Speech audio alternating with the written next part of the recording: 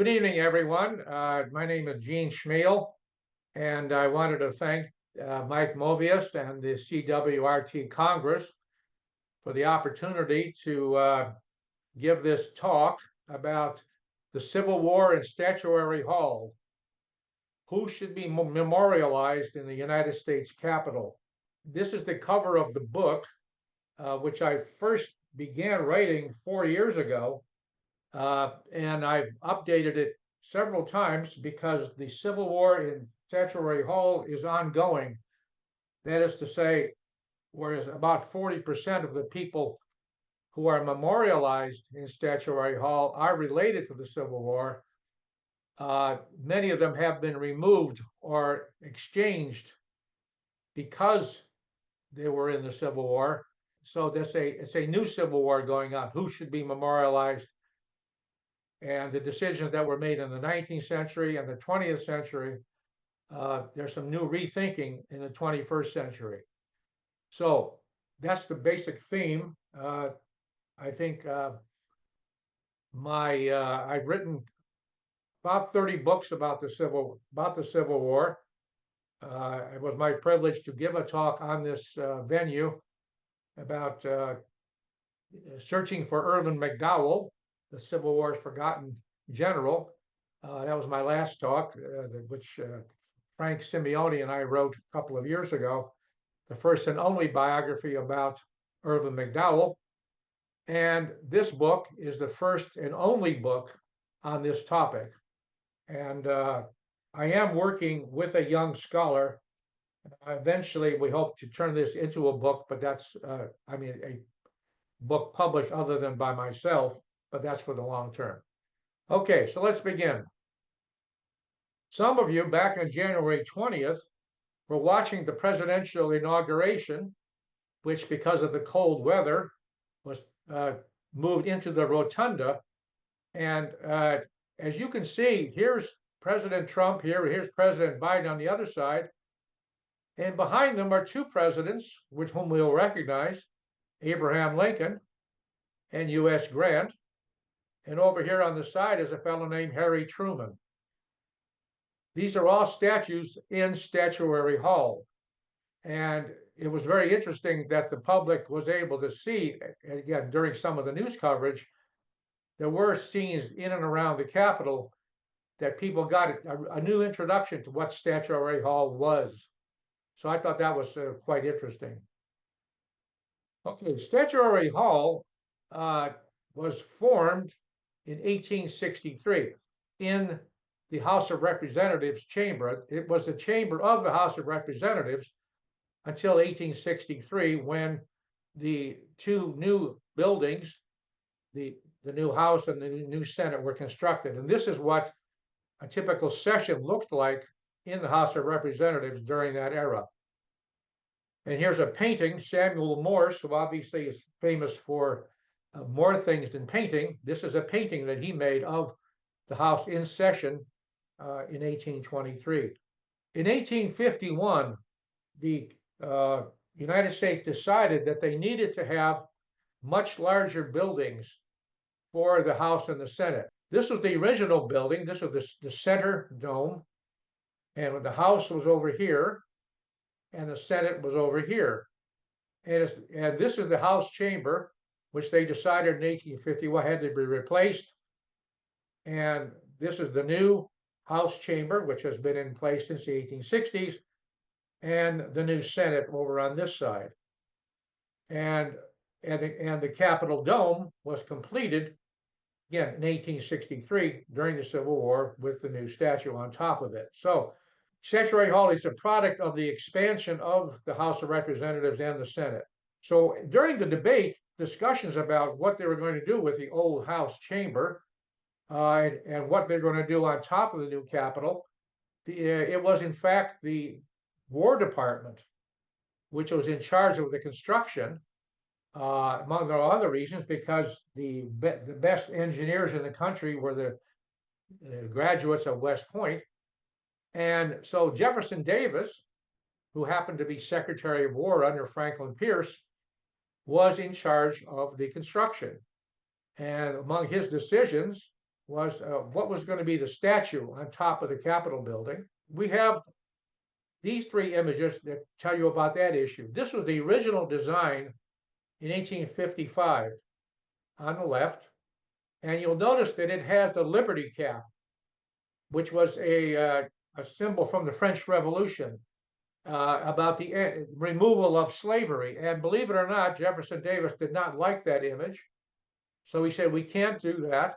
This was a new image in the middle of the 1850s. And it was changed again and again and again until finally in 1863, when it was put on top of the Capitol, this is what it looked like. So this is the original design, transition design, final design on top of the Capitol building. The model for that final image was on display in the old House chamber because people thought in the 1850s, well, maybe they could make this into a museum. And so one of the first exhibits in the 1850s was this model of the Statue of Freedom, which is on top of the Capitol building. Early in the Civil War, and there were many transitions in the Civil War, Justin Morrill, senator from Vermont, he said in the 1850s, look, he said the old House of Representatives, empty and deserted, remains an unappropriated waste, as it now appears a conspicuous nuisance. So in 1864, Senator Morrill came up with this idea to have the Congress invite each state, and again, he was talking about the reunited states after the Civil War, to contribute 2 statues of prominent citizens who had to have been dead for 5 years before they could be displayed, a permanent display in that room, which would then be renamed National Statuary Hall. And Justin Morrill is, of course, most famous for the creation of the agricultural and engineering colleges, one of which is Ohio State, from which I got my PhD, but he's less known for this creation. So in the legislation, each state was given total autonomy to choose which 2 people it wanted to honor. And as we will talk about, some of the states would use this autonomy to glorify the lost cause. And FYI, Justin Morrill is not one of those honored in Statuary Hall. I think he should, but he isn't. Okay, so after the Civil War, the very first statues which were honored were, first very one was Nathaniel Greene of Rhode Island, one of the heroes of the Revolutionary War, and this fellow, Abraham Lincoln. So Greene was one of the 2 statues from Rhode Island. Lincoln is one of the 2 statues from Illinois. They were in place in 1870 and 1871. And the momentum was quite slow in the early years, but over time, eventually, but it took about 130 years for each state to have filled up its quota of 2. Now, the most recent statue in late 2024 was Martha Hughes Cannon of Utah. If you can read here, she was the first female state senator. She was a physician. She was a suffragist from Utah, and she was also a very strong proponent of multiple marriage. She was the 4th wife of Mr. Cannon. So the nature of Utah. Okay. So let's see what happened. Now, there are 100 statues, 2 from each state, and every one of them, with very rare exception, exemplify what I would call the American dream. Every one of these people, with some exception, were self-made. They were not from privilege. And here are some examples. These are people who were not related to the Civil War, but I wanted to give you some examples. This is a very fascinating, this is Father Damien from Hawaii. He was a priest who worked with the lepers, the leper colony in Hawaii. This is Norman Borlaug of Iowa. Not many people know him, but he's a great scientist. He's the father of the Green Revolution. Next, we have Will Rogers from Oklahoma. Will Rogers was a but a great humorist and humanitarian. North Dakota, we have Sacagawea. That's how I pronounce it. They say Sacagawea. Then we have William Jennings Bryan from Nebraska. And finally, we have Philo Farnsworth. Now, most people don't. Philo Farnsworth was the one, he was replaced by Martha Hughes Cannon in 2024. Philo Farnsworth was a founder of television. He was a scientist who gave us television, but he has been replaced. Okay. So as I said earlier, 40% of the statues are related to the Civil War. The concept was created during the Civil War. The Statue of Freedom was placed on top of the Capitol in the Civil War, and the Civil War has had the greatest influence. So from 1871 to 1901, the only Civil War men were from northern states. And most of those watching will know these people. On the left, we have James Garfield, who had a very limited Civil War career, did become a general, but of course he was assassinated as president. Phil Kearny, general from New Jersey. James Shields of Illinois. James Shields was one of the only person, he was a United States Senator from 3 different states, and he was very active in the Union Army during the Civil War. Frank Blair Jr. from Missouri. He had an interesting career. He was a general in the Civil War, and he was a congressman from Missouri at the same time. He was on the Military Affairs Committee in the House and a general at the same time. So he was in charge of voting for funding for himself. And finally, Oliver Morton, who was the governor of Indiana during the Civil War. So in the 19th century, these are the only figures from the Civil War other than Lincoln who were placed in the Statuary Hall. Turn of the 20th century, we begin to see a different emphasis. The first Confederate official in place was John Kenna of West Virginia. Now, John Kenna is not really very well known. He's probably one of the least known Confederate officials in place. He was born in what was then Virginia in 1848, and he joined the Confederate Army at the age of 16 in 1864, but as a private, but he saw very little action until toward the end of the war. In 1870, he was a lawyer and leader of the Democratic Party in West Virginia, and his law firm was the headquarters, what they call the Kanawha Ring. It's a Kanawha River, which is pronounced Kanawha. They dominated West Virginia politics for 20 years. So he was first elected to the House of Representatives in 1876, and then he was in the U.S. Senate from 1883 to 1893. So he had a lengthy congressional career, and his machine ran West Virginia politics, and they made him their representative. During his second term in the Senate, he was a redeemer. He was a staunch supporter of Jim Crow legislation and all efforts to reverse congressional reconstruction.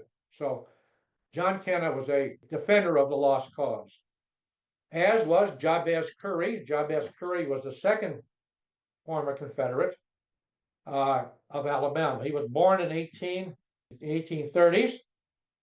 He was a Democratic politician. He served in the United States House 1857 to 1861. And he was very active in trying to persuade Maryland to join the Confederacy. He resigned. He joined the Provisional Congress of the Confederacy. In 1864, he joined the Confederate Army. He was a staff aide to Joe Johnston and Joe Wheeler, and a judge advocate in Atlanta. After the war, he was one of the great leaders in education in Alabama, expansion of of education for all. He wanted free education for all citizens of Alabama, but he was also a staunch believer in segregation. And he said blacks' education should be strictly vocational, not academic. So again, Confederate, free and fair education for all people, but separate but equal for black people. The first major Confederate figures were these two people, Robert E. Lee, 1909, and Zebulon Vance, 1916. Now, I don't think I have to say much about Robert E. Lee. Everybody knows Robert E. Lee. What's interesting to note is Virginia has nominated two people for Statuary Hall. Lee was first in 1909. Their second person was a fellow named George Washington. Washington was not in place until 25 years later. So Lee came first, Washington came second. Zebulon Vance, was he volunteered for the Confederate Army.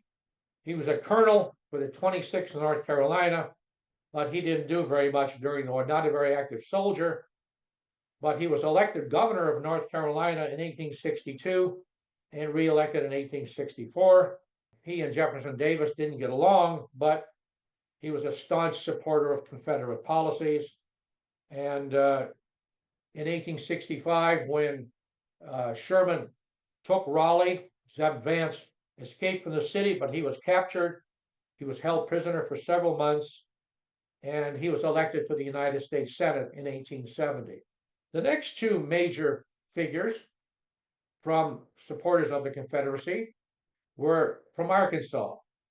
Uriah Rose in 1917, James Paul Clark in 1921. Rose, born and raised in Kentucky, moved to Arkansas, set up a law practice, and he was a judge. So he was a judge in Arkansas throughout the Civil War, and he was a leader in the resistance to Congressional Reconstruction. During his resistance to Congressional Reconstruction, quote, "As harsh and severe and as odious as military rule may be, we prefer it infinitely to what must of necessity follow from any kind of restoration or reconstruction under that act." This was a speech which was entitled "White Man's Government in a White Man's Country." So Rose was a virulent racist, and it's probably among the reasons why he was chosen. He later became the president of the American Bar Association. James Paul Clark was too young to participate in the Civil War.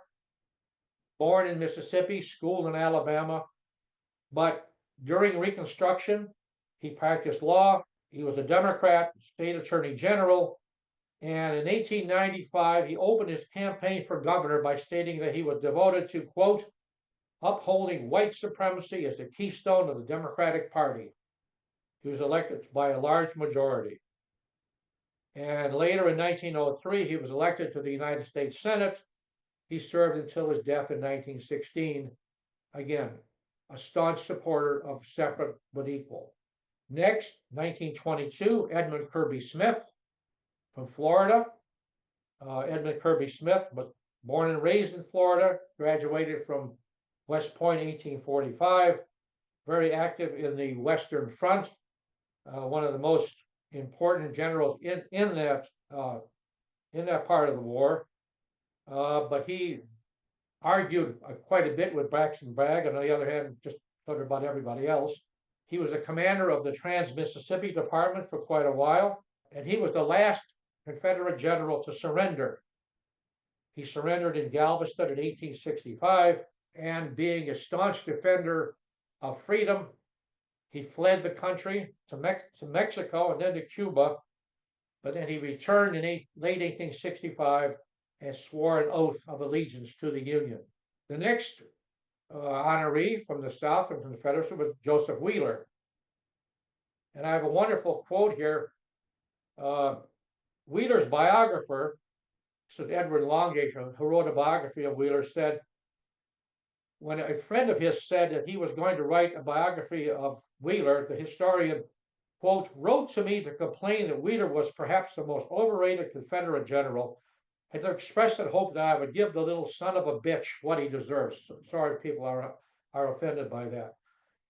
Wheeler graduated from West Point in 1859, so he was extremely young cavalry leader. He had a very active career in the West, but he also annoyed a lot of people because he thought he should be among the leaders. And Nathan Bedford Forrest allegedly once said to Wheeler, "Tell General Bragg that I will be in my coffin before I will ever fight again under your command."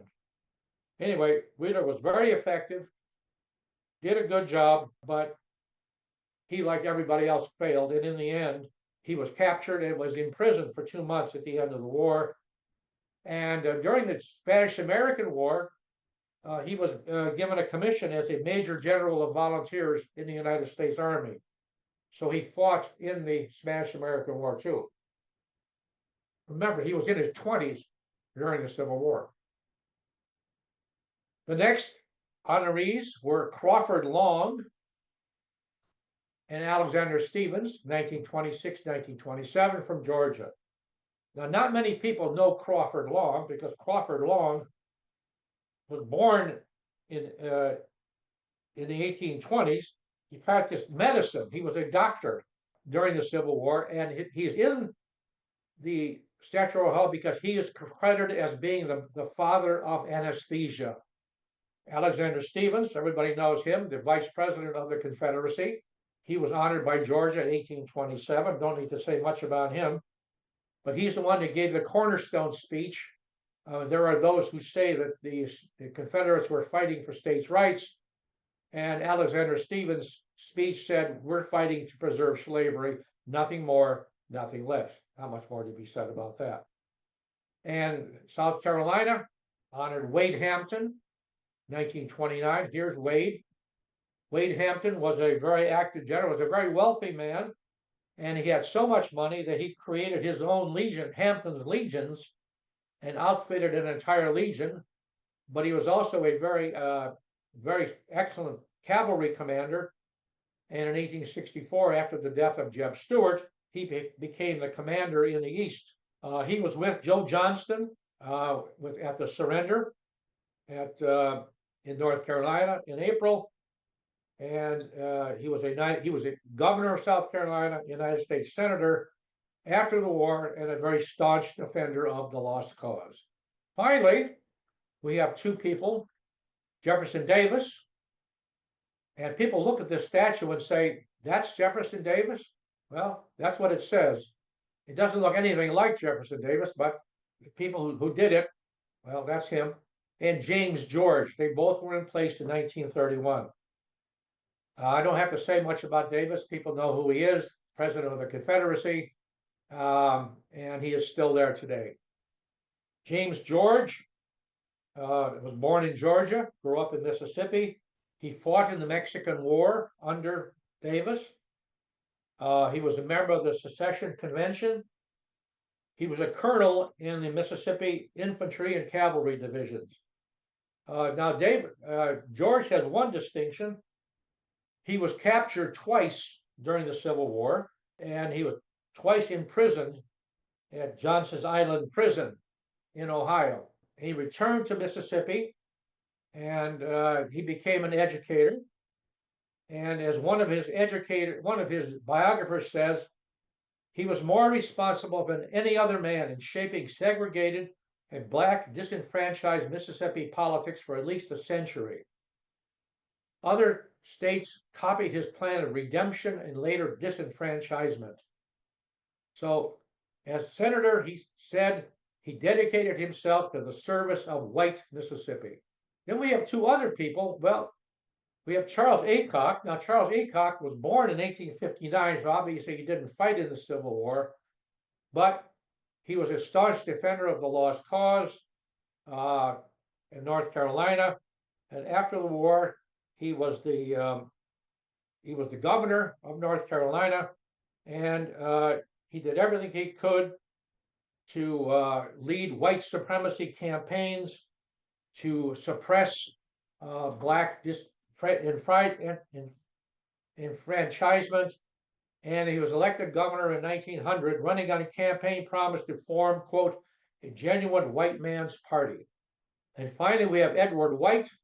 Edward White was from Louisiana. As a very young man, he fought in the Civil War. He was captured in 1865. He was paroled. He practiced law in New Orleans after the war, and he was a prominent citizen and also a leader in the Ku Klux Klan. He was elected to the Louisiana State Senate, 1891, elected to the United States Senate, and in 1894, Grover Cleveland nominated him to the United States Supreme Court. And in 1910, William Howard Taft nominated him to be Chief Justice of the Supreme Court. And among his more prominent decisions were to vote Plessy versus Ferguson for separate but equal. During this period, there were also a couple of Copperheads honored. William Allen, who's also one of the more unknown people, William Allen of Ohio. During the Civil War, he wasn't as well known as Clement Vallandigham, but he was a politician in Ohio who was very negative on the war effort, did everything he could to help the Copperheads. And Julius Morton of Nebraska. Julius Morton in place by Nebraska, at least for a while, because it was an agriculturalist. He was the Secretary of Agriculture for a while under Cleveland, and he is considered to be the father of Arbor Day. So that's why he was in Statuary Hall. Okay, so during this same period, while these Confederates are being honored, I'll just mention these people. I won't go into them in great detail. Some of whom we know, some of whom we don't know. Jacob Collamer, over here from Vermont, he was a senator. John Ingalls, prominent politician, newspaper editor. James Harlan of Iowa. Francis Pierpont, over here, 1910. He was the father of West Virginia, but again, he was in place 9 years after John Kenna. Samuel Kirkwood, who was governor of Iowa. Zach Chandler, senator from Michigan. Thomas King, who was the governor of California. And Hannibal Hamlin of Maine, who was Lincoln's vice president. So these people were in place during those years these are all prominent leaders of the Union, some of them soldiers, most of them not. These were the military men honored of the Union during this period. William Beadle of South Dakota, again, very limited military record. He was mainly an educator. Lew Wallace, whom everybody knows from Indiana. George Shoup of Idaho. And George Glick of Kansas, 1914. So these people were honored during this period. They were all in the Union Army, but they were not honored because none of them had a prominent military record. All of them were much more prominent for other things they did after the war. I'd also want to mention that during this period, actually all in the 21st century, 3 Indian leaders were honored, all of whom were in office, if you will, as Indian leaders during the Civil War. Chief Washakie, here of Wyoming, he signed treaties with the Army to recognize the Shoshone regions of Wyoming, and so solidified the status of the Indians, at least in a very limited way. Sarah Winnemucca from Nevada, she was one of the leaders of the Paiute people. And during the war, they were pushed out during the Indian Wars. But after the war, she engaged in talks all around the country and wrote an autobiography of the suffering of her people during and after the Civil War. So she was called the Paiute Princess. So the state of Nevada honored her in 2005. And over here we have Chief Standing Bear from Nebraska. he replaced William Jennings Bryan in 2019. Again, during the Civil War, he did what he could to preserve status and preserve lands for the Indians in Nebraska. Again, it was a losing effort, but all three of these people were honored in Statuary Hall by their states. And we also had people, Sam Houston. Sam Houston was elected governor. He was governor of Texas when Texas seceded. He opposed secession, but then he went along with it, but he had been removed from office as governor. And then we have Frederick Douglass, who was honored by the District of Columbia. Now, the District of Columbia officially does not have people in Statuary Hall because the legislation was for states, not the District of Columbia. But obviously, Frederick Douglass had a significant role during and after the Civil War. So I've included him here too. So that's up to the 20th century. Now, the 21st century, as we're approaching the sesquicentennial of the Civil War, and the quest for racial justice brought new focus to who should be more memorialized in the U.S. Capitol. This is a picture from fairly recently of the Statuary Hall. Okay, so federal law was passed in 2000, which said that the states could replace statues if they wanted to. So changing times, changing situations. So in the 21st century, of the 100 statues that were there, 16 have been replaced, many of them because of people who were in the Civil War. And that's the new Civil War. And I always find it interesting that the very first replacement of a Civil War soldier was of George Glick, George Washington Glick of Kansas. In 2003 was replaced by former President and General Dwight David Eisenhower. So I find that's a certain irony that the first Civil War soldier replaced was a Union soldier. Now, in 2009, Jabez Curry of Alabama was replaced by Helen Keller. And I find this is a fascinating statue. Those of you who have been to Tuscumbia, Alabama, which is where Helen Keller was born and raised on her farm. Here's a picture of 9-year-old Helen Keller at the water fountain, where she uttered her very first word, water, where she began her education from the terrible, she could not see, she could not hear, she could not speak, but she was able to with her teacher. And so just that symbolic moment of Helen Keller and all the wonderful things she did, a very eminent American. Okay, in 2018, Ohio got rid of William Allen. Again, nobody knew who he was anyway. He was replaced by a very prominent Ohioan, Thomas Edison. And there's Thomas Edison holding up the light bulb. 2023, Nebraska replaced Julius Morton, another Copperhead, with the author Willa Cather. So those are the ones I want to mention first. Okay, in the 2020s, in the last 5 years, and this is why I said I'd rewritten this book 5 times because of the changes, the great momentum towards removal of Confederate statues and names. 3 times in the early 2020s, the House proposed to remove all Confederate statues. That legislation did not pass.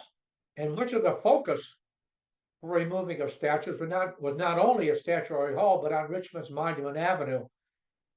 And those of you who know about Monument Avenue, here's the statue of Robert E. Lee as it was. Here's the statue of Robert E. Lee as it got with all that graffiti and all of the protests. And here's the statue of Robert E. Lee being removed. And here's the statues of Jeb Stuart, Stonewall Jackson, Jefferson Davis, and Matthew Mowry, all being removed. They're all gone from Monument Avenue.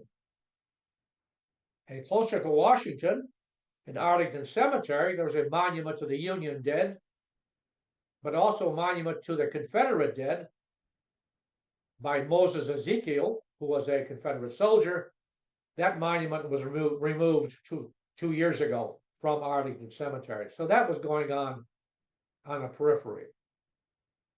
And obviously, by legislation, just last year, there were 9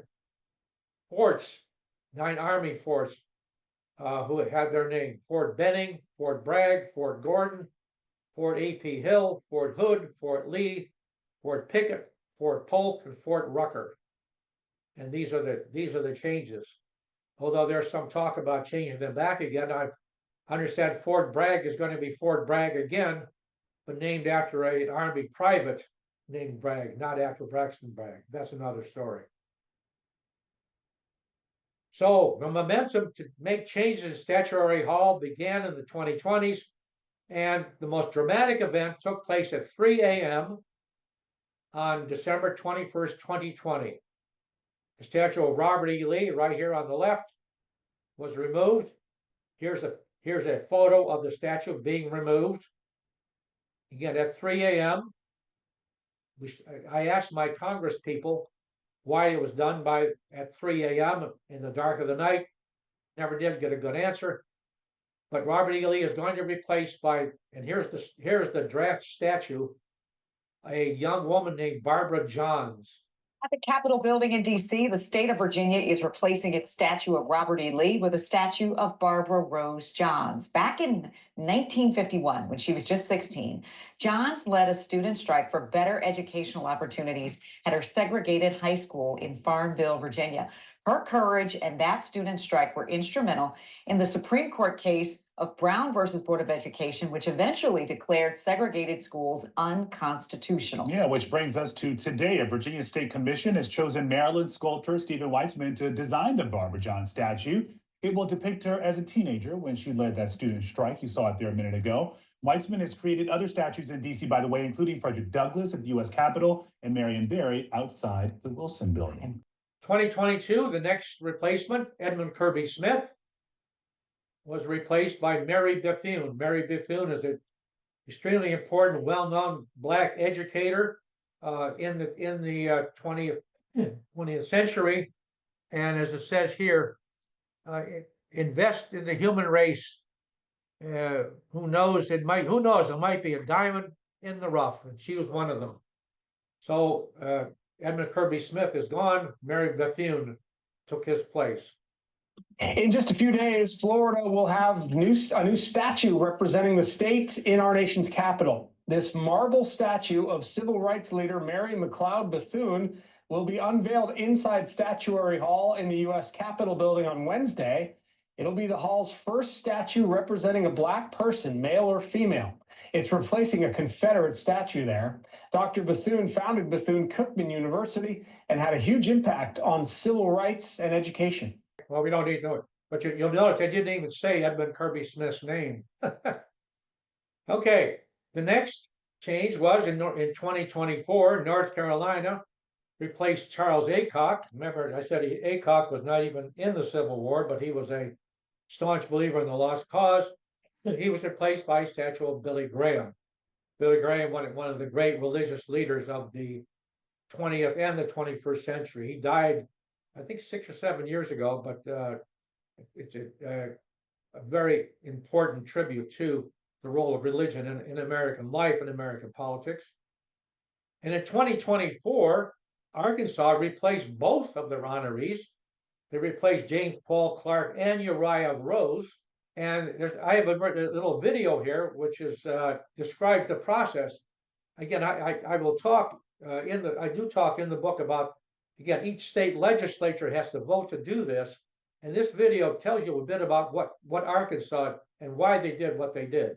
Thanks, Arkansas. Governor Asa Hutchinson says the state has exceeded its fundraising goal of private donations to replace statues representing Arkansas in our nation's capital. Governor says it's onto the public phase of the fundraising campaign now. 5 News reporter Veronica Ortega has that story. Sometime soon, the statues of music legend Johnny Cash and civil rights icon Daisy Gatson Bates will be put in a place of honor in National Statuary Hall in Washington, D.C. In the last 100 years, Arkansas has changed as a state.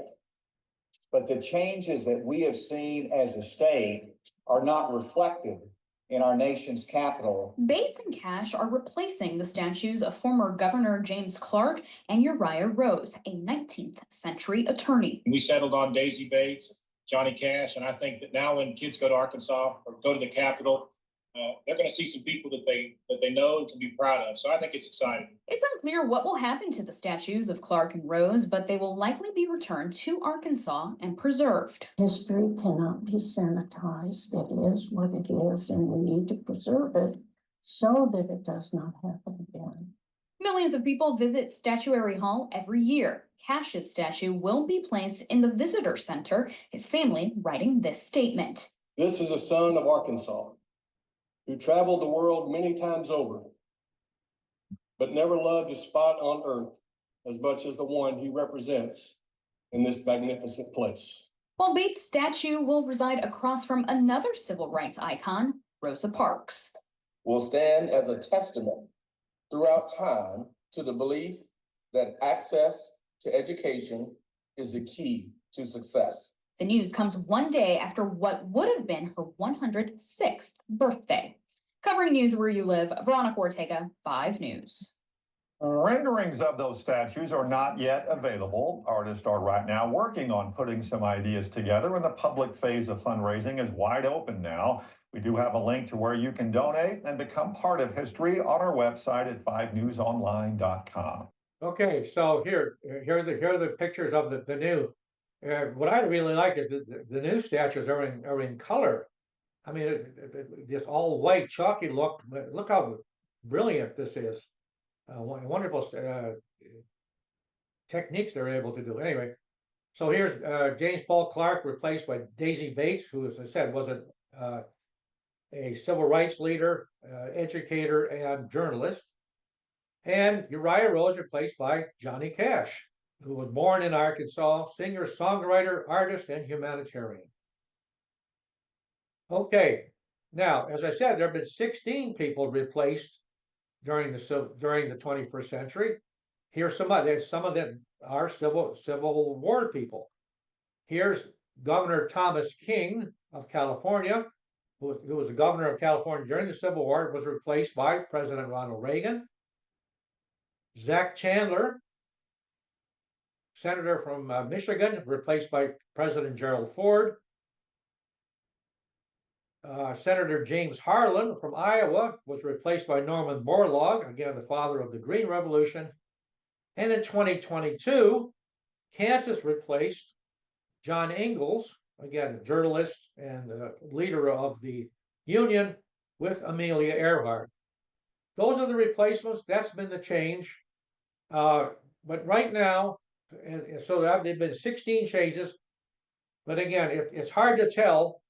But I would venture to say that these are the 9 remaining people who are part of the Confederacy, who supported the Confederacy, who were part of the war effort.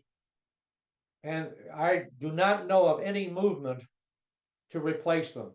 They are Jefferson Davis, President of the Confederacy; Alexander Stephens, the Vice President; Joe Wheeler, General; Edward White, former again he was a soldier, member of the Klan, and Chief Justice of the Supreme Court; James George, Mr. Vance, Wade Hampton, John Kenna, and Crawford Long. So that's where we are. So the new Civil War in Statuary Hall continues. Who knows whether any or all of these will be replaced in the next few years. But again, as far as I know, there is no movement in their states to replace them. So thank you for listening, and thank you for looking, and I hope there'll be some questions when we make the presentation. So Mike, thank you very much.